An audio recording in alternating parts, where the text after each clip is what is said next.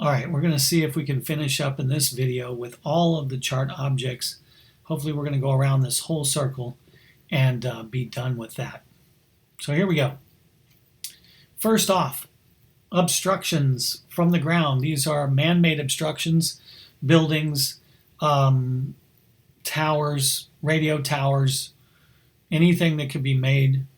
And so when you see the little thing that kind of resembles like a teepee with a dot in the middle, that is an object that is less than 1,000 feet off the ground. So above ground level, AGL, you see it over here on that top line, less than 1,000 feet AGL. So let's look on the left because the ones on the right are your WAC charts. Let's look at the left. Left, it's showing you that you have a bigger number, which in this case is 1473.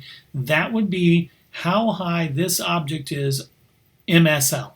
So that's your mean sea level number. The smaller number inside the parentheses is your AGL number. And in this case, it tells you that it's BLDG, which means it's a building. So you know you're not looking for a tower, you're looking for a building that's 394 feet high. The next one is what you would see if you run into something that's under construction.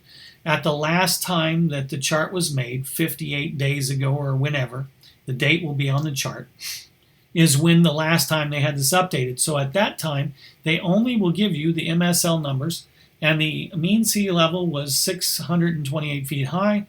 That could have changed significantly in the last 58 days. If your chart is 47, 48, 49, 50, 51 days old, this could be a significant number.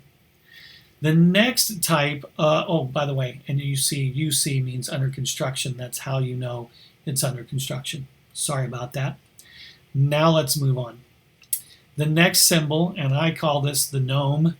He has it looks like he's got a tall hat, and you see the dot in the middle kind of looks like his nose. That's why I call it the gnome. The gnome there means you have an obstruction, a man-made obstruction that is off the ground by more than 1,000 feet, or at least 1,000 feet or higher, AGL. Again, you get the mean sea level number and you get the AGL number. This one's mean sea level is 3,368. Its AGL, or above ground level, is 1,529 feet.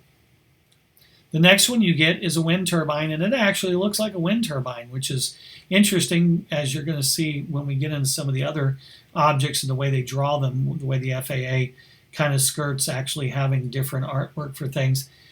Here they actually made the thing that they're talking about sort of look like the thing that you should expect to see. And the altitudes are covered just like the other man-made objects. When you see multiple objects, and in this case, on the very top one, I call this the little wolf because it looks like to me he's got two eyes and he's got two ears up top. It kind of looks like a little wolf looking over the top of a wall or something. So little things I do to humor myself and to make me remember things. This means there are more than one object, but all of the objects are less than 1,000 feet tall. And they give you the tallest of the objects, or this cluster of objects.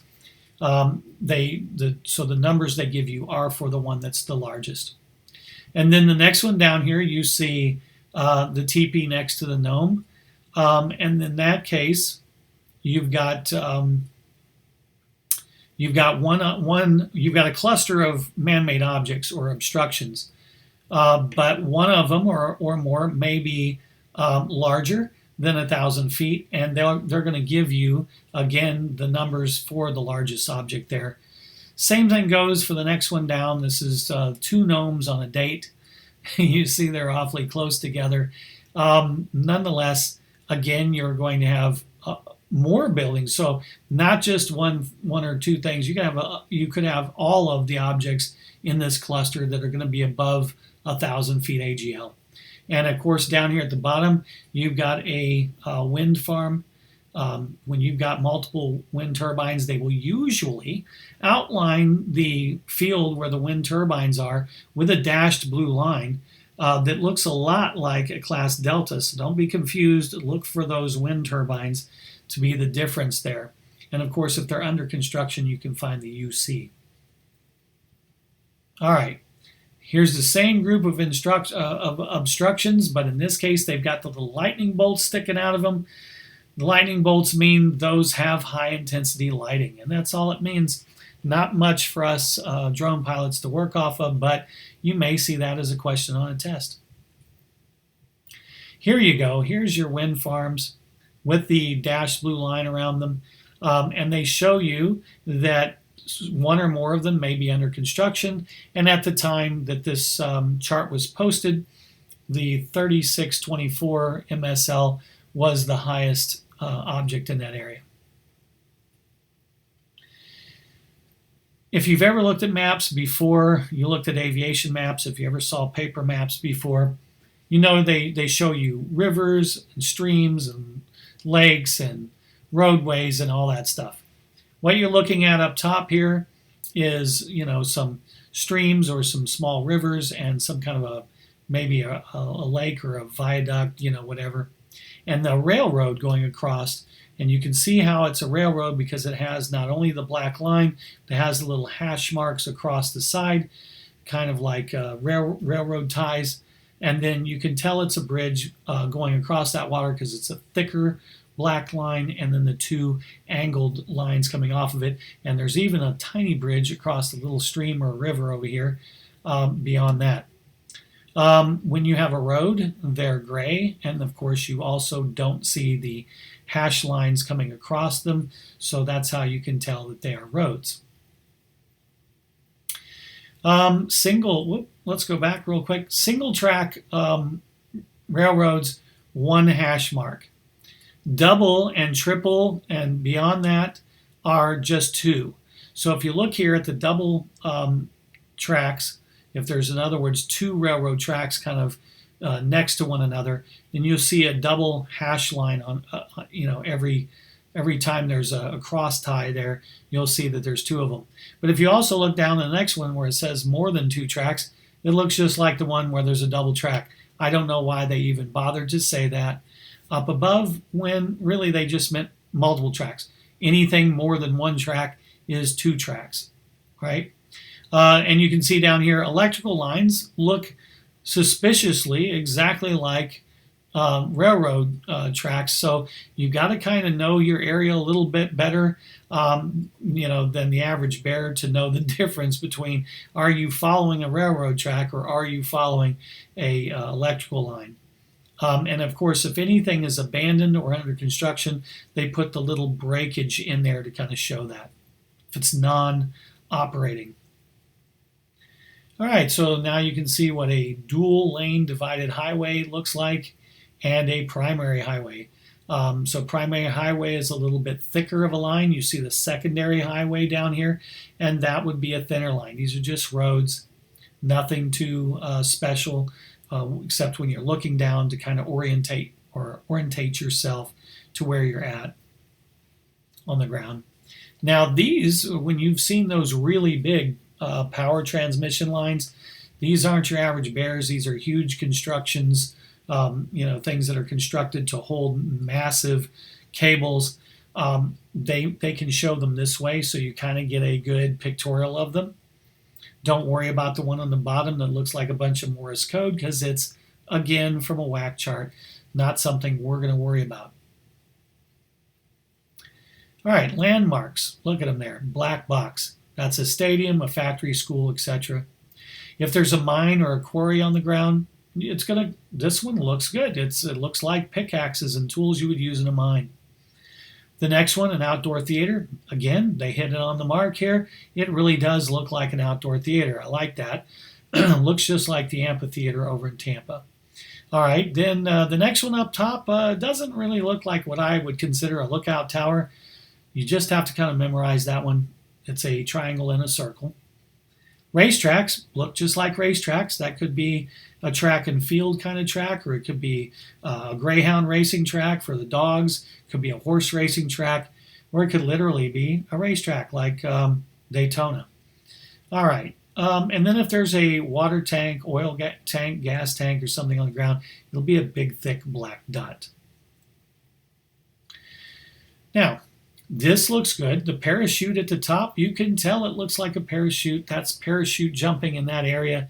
And here they even give you a frequency because they've got somebody that should be operating the radio whenever there's jumps going on so that you could listen to this and see if you can hear the airplane talking that's going to be dropping the people, that they may say, okay, we've got jumpers away, which means they are out the door and falling toward the ground, hopefully with a parachute opening behind them. But this is where they got lazy. Coming up here with the gliders, we're still doing good. You've got a glider airplane with a diamond on top that says G in it. Golf, we've got ourselves a glider. But then they got ultralight. And ultralight, again, looks suspiciously like a glider, but it's got a diamond above it with a U in it, and the U for uniform stands for ultralight in this situation. The next one, again, very suspiciously looks just like a glider, but because it's got an H and a diamond on it, it means it's a hang glider. And then, wow, here we are, all of the unmanned aircraft. We look like gliders as well on a chart, but if we have a diamond with a UA in it, uniform alpha, then we know that's unmanned aircraft flying in that area. If you see an area like this, and back a couple of videos when we were talking about the basics of what's on a chart, there's an area in the upper left-hand corner of that first map that I showed of the Tampa Bay area, up around an area called Honeymoon Island.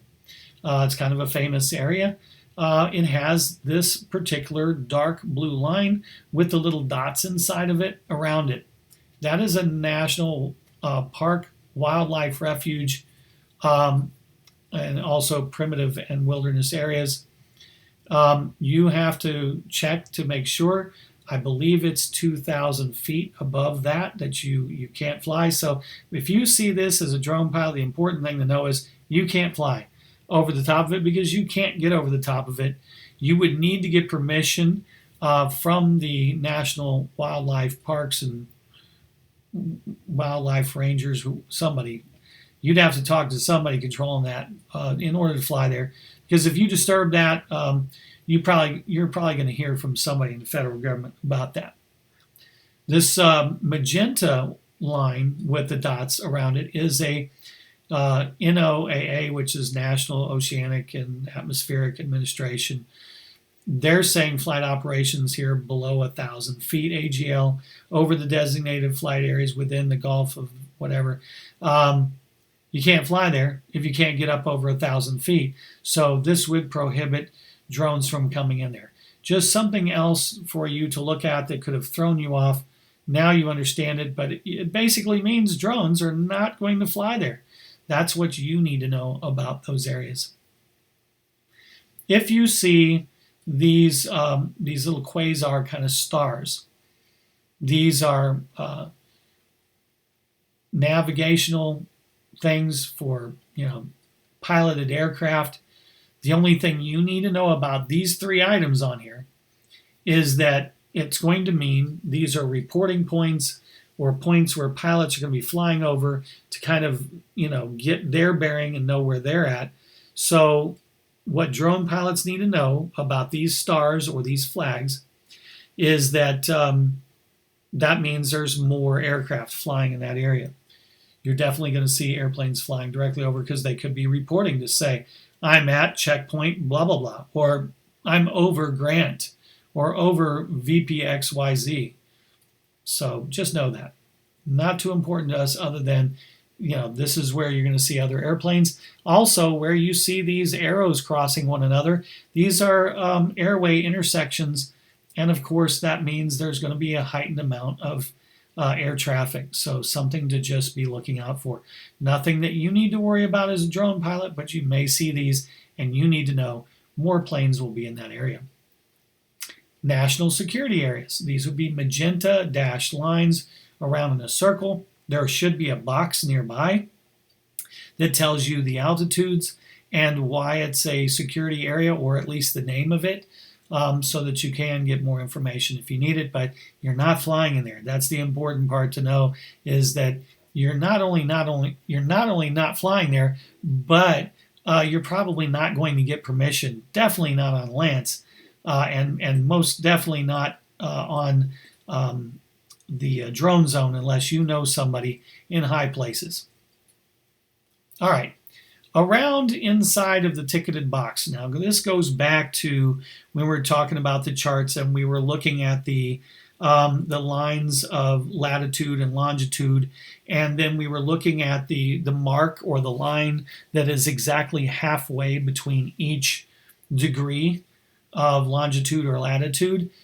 Inside the boxes that those ticketed lines make, right, they'll give you a maximum elevation figure for that area. This is it's charted in MSL. So in this particular case, you would add 2 zeros to the end of it. It would be 13,500 feet would be the maximum elevation of the highest thing in that ticketed box. It's not going to show you exactly where it is. They're not always going to print it right over the top of whatever that highest figured thing is, but at least you have a smaller area in which you have to look around to see if you can find where that really tall item is in that area. It may be that the tallest thing is only 100 feet, and that's great, but you're going to find that maximum elevation figure somewhere in that box.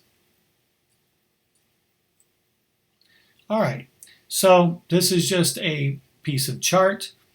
And on this piece of chart, there's a few cool things that you can see. If you look in here real closely, right above where it says TAC, you see to the left and up from there, quarries. So you see what that looks like. You can see airways. You can see, on the far right-hand side, it cuts it off a little bit, but you can see a glider activity area. So you see the glider with the G in it, that's a glider. There's some landmarks in here, so your little black boxes, little black squares. These look to me like they may be just mountain peaks or the tops of these mountains right around here.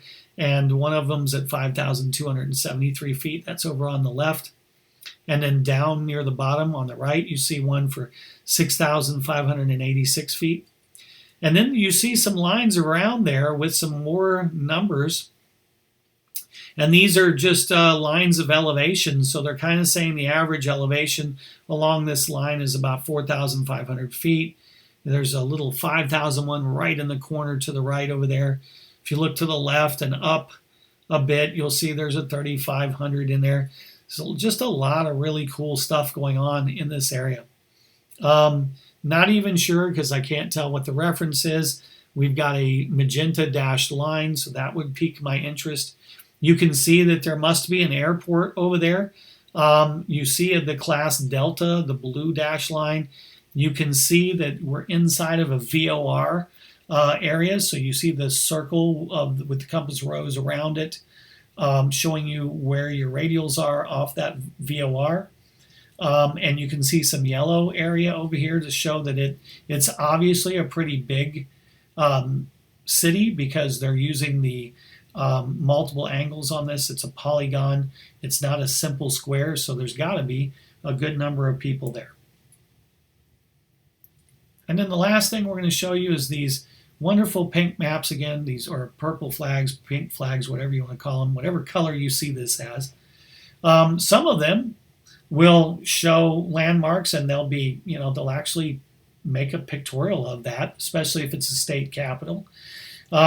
They're usually named because pilots, when they're flying through, are telling air traffic controllers that they're reporting above these flags. They're not literally there. You cannot go out and find these purple flags stuck in the ground anywhere. But if you're flying over a particular area and you see this particular landmark and they've told you to report over Signal Hill or report over State Capitol, then when you get there, that flag is telling you this is where you're at. You're over state capitol, you're over Signal Hill, you're over the VOR station at Northbrook. By the way, that little hexagon with the flag in it, that is what a VOR looks like, except most of the time I don't see a flag in it, but you see that little VOR symbol. And then this last one is a circle with an R in it. That's a private airport. And they give you the elevation and all that stuff. So it's kind of like a regular airport information there, give you the name of the airport. And so Lewis can be a reporting point. You can look down on the ground and see that airport. And that's pretty much covers everything on the chart. These last 3 videos, I know they've been kind of longer ones, but you should now know everything you need to know about charts. So you want to, at this point, get into your book and let's see, where are your chart informations? My gosh, I'm looking at this thing myself right now because I cannot, right off the top of my head, remember the chapter where chart information is located, but your charts,